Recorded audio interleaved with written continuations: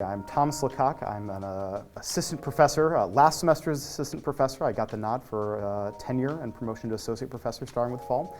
And I teach everything in the history department, including a class on video games and history. We're talking about Wolfenstein 3D today. What mechanics in Wolfenstein 3D really kind of makes it that grandfather of first-person shooters that you mentioned? So it's one of the kind of first really big hit games where your point of view is the actual character you're playing. You are playing the role of William B.J. Blazkowicz, and you see the game through his eyes. Now this is a 1992 video game, so it's very much old school. It's the three-dimensional kind of pixelated map, but you know when you're turning the keys, it is that kind of first-person point of view, and it is a shooter. I mean, you don't have the kind of rich game mechanics that you have later on where you're doing like mouse and keys and separating the gun. So where you're turning is where you're firing. But it's very much in kind of a mechanical nature. It is first-person point of view. The gun follows that, and you are firing in that kind of chosen line while navigating a 3D map. Looking at more modern first-person shooters, right? Things like your Call of Duties, your Valorants, etc. Yes. What mechanics do you still see from that? From Wolfenstein 3D that still make it in there, or are there none at all at this point? So it's the point of view is still, I think, the main one, right? Like modern shooters have evolved so much that, I mean, it's the evolving of the technology, evolving of the graphics, evolving of the storyline. The separation of kind of point of view from gun mechanics is a big, important, fundamental change. The kind of changing nature of guns, or you know, if you're playing like one of the fantasy ones of bow technology, like the way the guns function is, if not more realistic in meaningful ways, they're a lot more nuanced in the performance. You can actually aim, things like that. You can feel the progression, but like someone in 1992 being thrown from Wolfenstein 3D to like, you know, the Wolfenstein 2, the New Colossus, the most recent Wolfenstein, you would die immediately because the difference in mechanical play, it's a lot more involved now. Well, speaking of Wolfenstein 2, right, how far has the series kind of gone away from its original roots? So I think plot-wise, there is still kind of the simple purity of Wolfenstein 3D, where until you are getting into multiple missions, Wolfenstein 3D had a really simple plot. You are escaping a prison, and in order to do so, you have to shoot every Nazi you see. Wolfenstein does not deviate from that, right? Like the thing that makes Wolfenstein and modern Wolfenstein's fun is that you are massacring your way through Nazis, who are kind of one of the two groups that you still in the United States, like we feel good about when you're playing a game. You don't feel bad when you're playing a World War II-esque game, shooting your way through Nazis or slugging your way through zombies. These are the two groups that we get to feel okay about. The plot line has grown dramatically. So in Wolfenstein 3D, in the second episode they released for Wolfenstein 3D, you end up fighting through, I think it's undead and demon Nazis that are part of this like secret Himmler project, and you end the game in the third one by storming Hitler's bunker and killing Mecha Hitler. Right. The modern game doesn't have quite that much, but you are still dealing with kind of, there is an undead monstrosity in Wolfenstein The Old Blood, which was the prequel added on to kind of the reboot of Wolfenstein, where you go and you fight this undead monstrosity in a medieval castle. You are still dealing with kind of large numbers of Nazis with secret experiments trying to bring back, you know, all this kind of weird conspiracy stuff. You spoke on in the article about how Wolfenstein 3D, you played it when you were young, and it was a bonding experience with your father. Yes. Can you not only elaborate on that experience with your father, but also how video games can be a bonding experience in general? I did not spend as much time online gaming. So when I was a kid, the first kind of PC we had at home was capable of running like a small handful of games, because again, we're talking like the early 90s and technology has changed. But my dad has always really loved technology. I was really big on like updating computers and having like cool tech in the house. And you know, when we first brought a PC home, he was showing me games on it. We'd play games and, you know, give each other, he'd give me advice and like would show me these different games to play. And so it was something that I could like talk to him about. Video games are kind of a fun thing that we both did together. We used to do LAN parties. Right. You'd actually have to functionally bring your PCs together and hook them up, and we could use computer labs at school to do it sometimes. I mean, you know, the same way that like, you know, you actually get a console and you plug in like multiple controllers, and like video games could be an activity that you bring a social group together on. Video games are just another means of, you know, using technology to allow you to have these kind of social experiences with people you'd really like to see, but because of time and distance and expense, you can't. I think that's still valuable.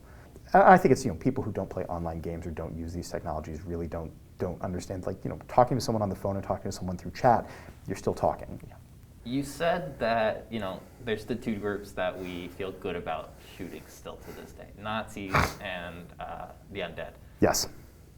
With things recently, especially being a history professor, we look at situations like the storming of the U.S. Capitol and the rise of QAnon and neo-Nazi groups and even Confederacy groups, etc.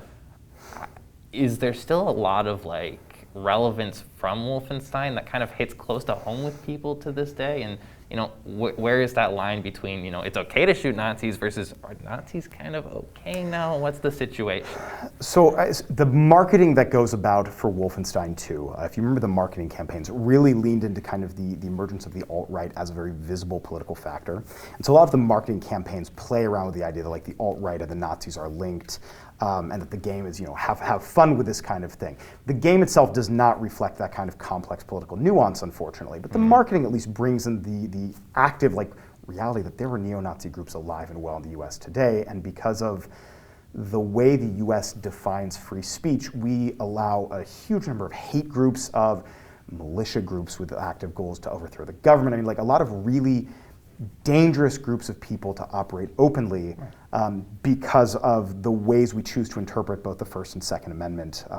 But there is this very real notion that if you take horrific ideas and you give them the veneer of the joke, you always have both plausible deniability, but you also feed them out into the ecosystem in ways that subconsciously warp people's worldviews until you can actually recruit them.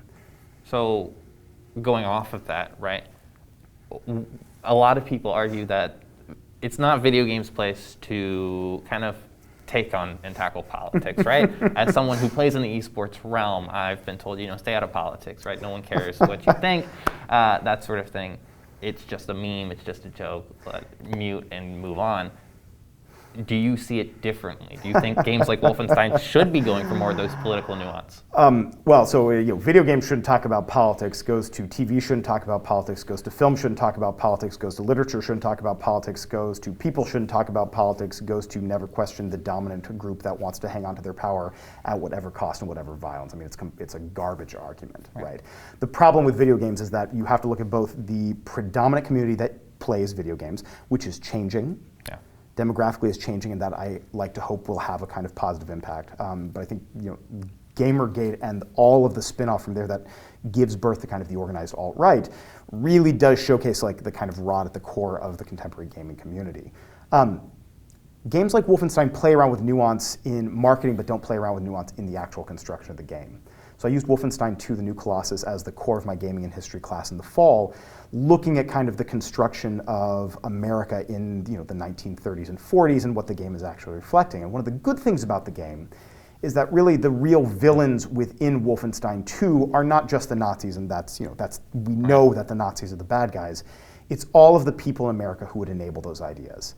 The real kind of villain in it, other than your actual final boss, is B.J. Blazkowicz's dad, who is portrayed as being a racist, anti-Semite misogynist who plays a huge part in these kind of flashback sequences in really visceral detail, really point at the fact you would have collaborators in America if the Nazis invaded, because a lot of the ideas that they espouse are things people believe with a regional and kind of American ultranationalist twist.